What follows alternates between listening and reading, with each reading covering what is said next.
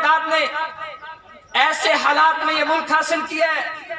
اور پھر ابھی بات ختم نہیں ہوئی، ابھی تو بیٹو بات شروع ہوئی ہے. 1000 پابندیاں ایسی تھیں جن میں جینا مشکل تھا، سانس لینا مشکل تھا، کوئی سر اٹھا کے جی نہیں سکتا تھا، کوئی ماں بہن اور بیٹی پردہ نہیں کر سکتی تھی، کسی کو آزادی نہیں تھی. کوئی یہ آج آپ اور ہم شرماتے ہیں لا الہ الا اللہ کا نعرہ لگانے سے. لا الہ الا اللہ کی اہمیت پوچھو بلال حبشی سے، جس کو پتھروں والی زمین پہ لٹا کے اوپر پتھر رکھ دیے گئے. عرب کی گرم زمین ہے اور مالک کہتا ہے بلال انکار کر، کہتا ہے احد احد. آج بھی وہی اعلان ہے، اللہ کل بھی ایک تھا آج بھی ایک ہے. بلال تمہارے ان سب بتوں کا انکار کرتے ہیں. یہ وہ نظریہ تھا جس نظریے کی بنیاد پر پاکستان حاصل کیا. کیا ہم اپنی اساس کو یاد رکھے ہوئے یا بھول گئے؟ ہم نہ صرف بھول گئے